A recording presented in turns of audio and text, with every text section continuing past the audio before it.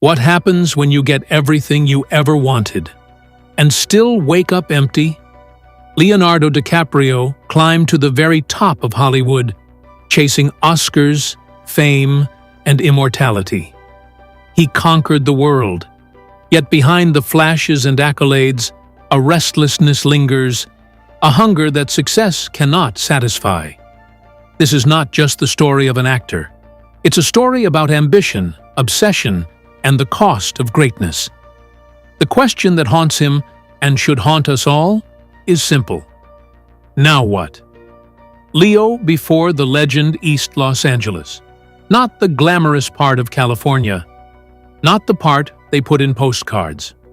Leonardo Wilhelm DiCaprio is born into chaos, a neighborhood where poverty and violence aren't abstractions. They're the soundtrack playing outside your window every night. His parents, bohemian artists with big dreams and empty pockets, to split before he's old enough to understand what stability means. His mother, Irmeline, a German immigrant and former legal secretary, raises him alone in a neighborhood where needles litter the sidewalks and opportunities evaporate in the California heat. Picture this: a blonde kid walking to school, stepping over broken glass, watching deals go down on corners, learning to read danger in body language before he can read chapter books. This isn't character building in some abstract, motivational poster sense. This is survival calculus. Every day becomes a lesson in awareness, in reading rooms, in knowing when to be invisible and when to perform.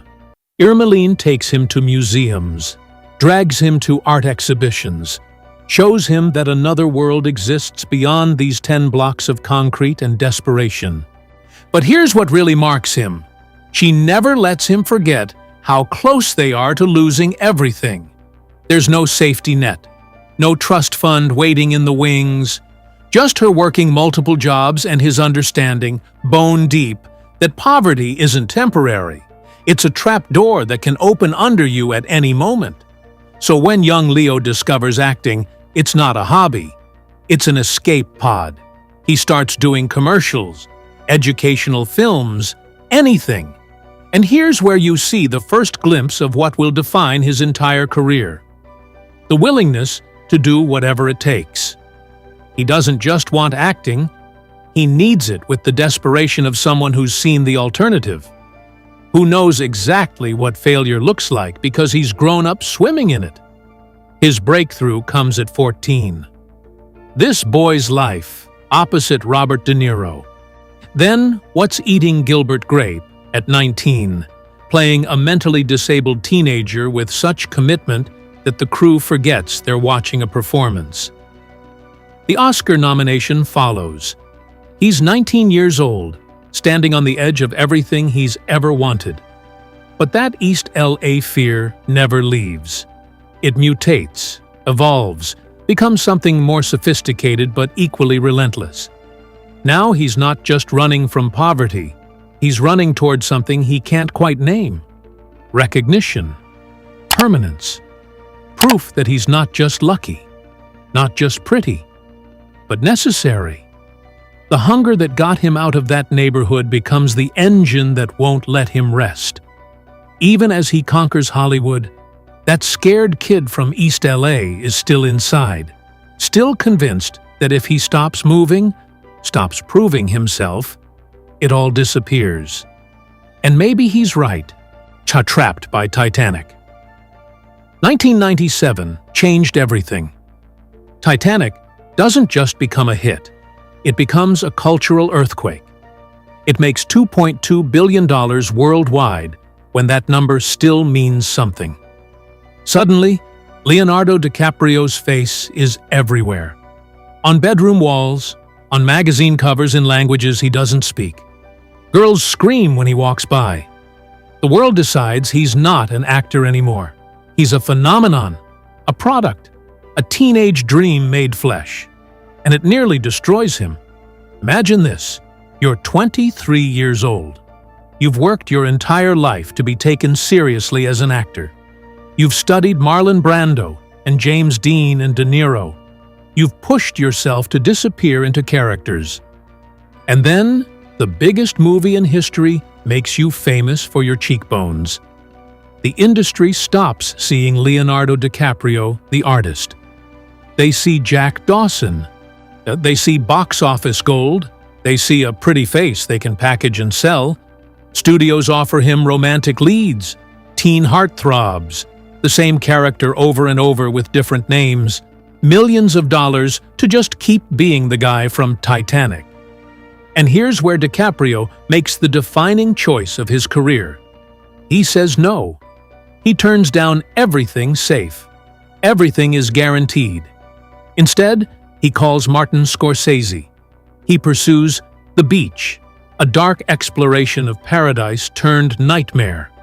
He chases weird, challenging roles that don't make commercial sense. He takes pay cuts to work with directors who see him as more than a marketing tool. But the public doesn't care about his artistic integrity. They want Jack. They want romance.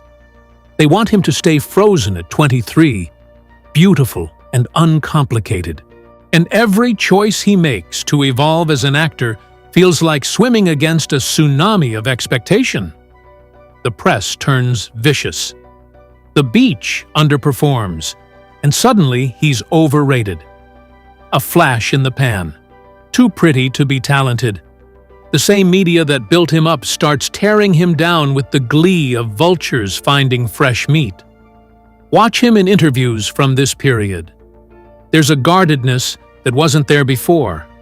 A calculation. He's learned that fame is a beast that feeds on you. Your privacy, your relationships, your sense of self. Paparazzi follow him everywhere. His dating life becomes tabloid fodder. Every meal, every vacation, every moment of attempted normalcy is photographed, analyzed, packaged, and sold. And through it all, that voice in his head, the one from East LA that whispers about survival, keeps pushing him forward. As because if he stops, if he accepts being just the pretty boy from Titanic, then what was it all for? All that hunger, all that work, reduced to a single role he'll never escape. So he doesn't stop. He doubles down. He chooses Gangs of New York with Scorsese. Then Catch Me If You Can with Spielberg.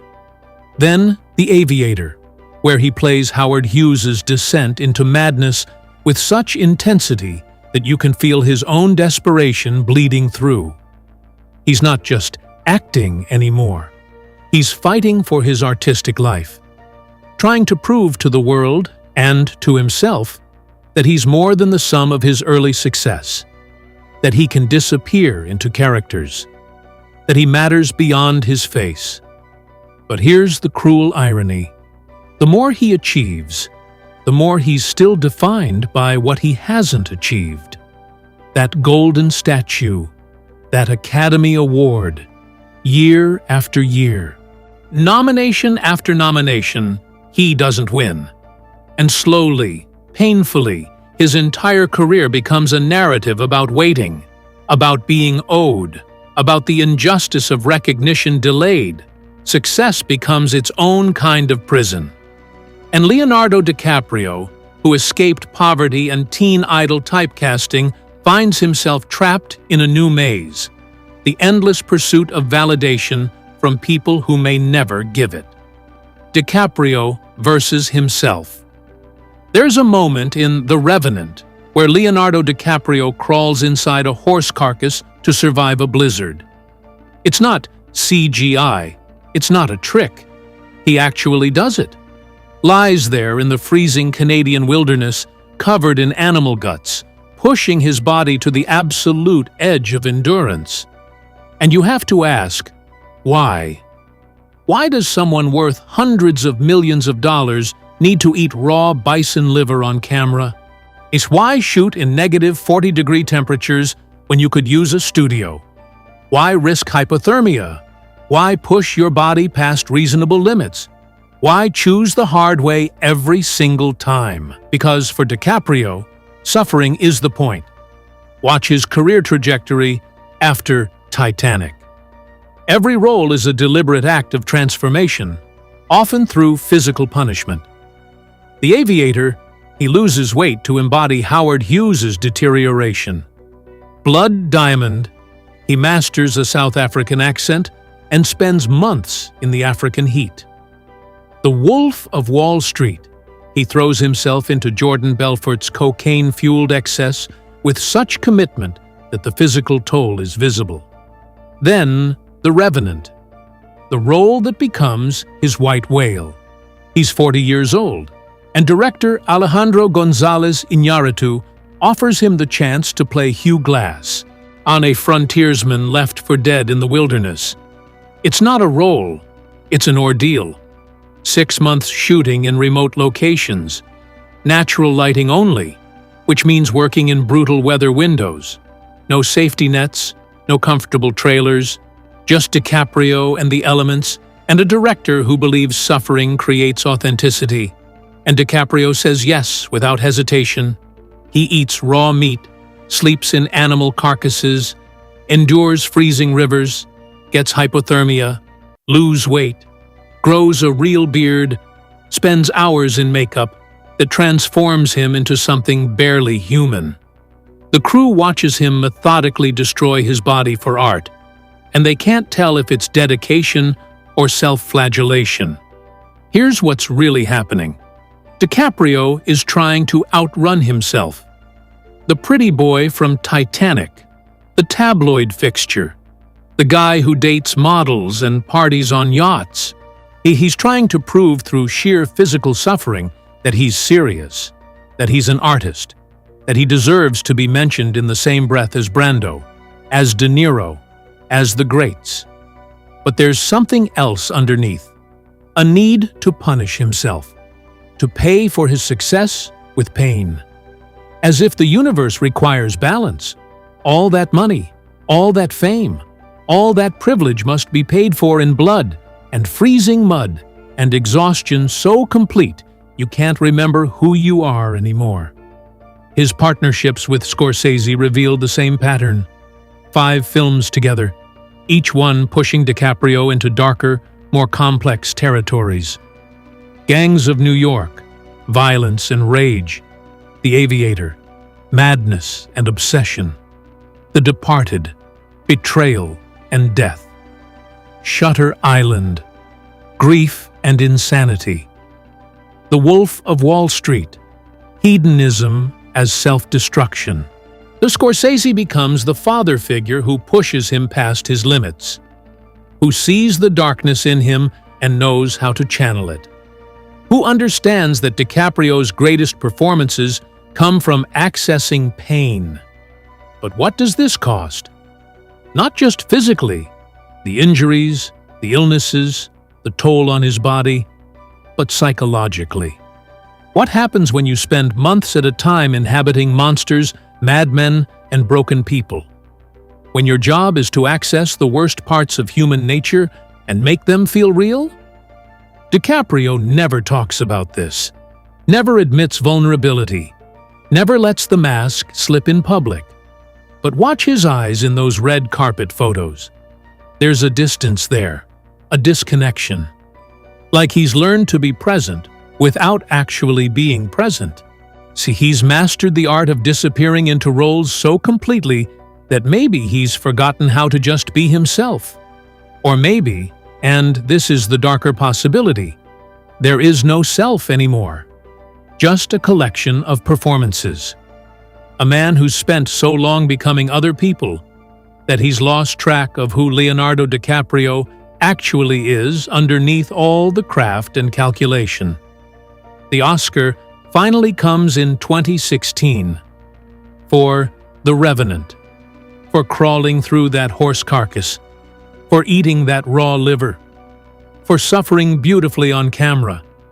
He stands on that stage, finally holding the statue that defined his career by its absence, and gives a speech about climate change. Don't talk about the journey. Doesn't acknowledge the 22 years of nominations and losses. Just immediately pivots to something bigger. Something more important than personal achievement. Can't just be happy. has to immediately redirect to another cause, another mission, another way to prove he's more than just an actor seeking validation.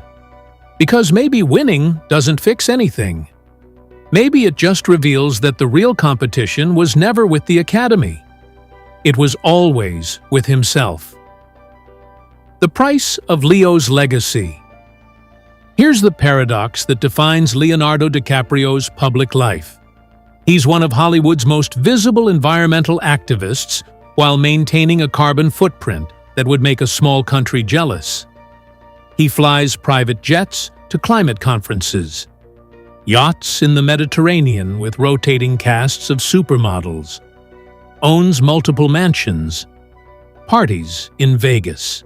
He lives a lifestyle of almost grotesque excess while lecturing the world about sustainable living.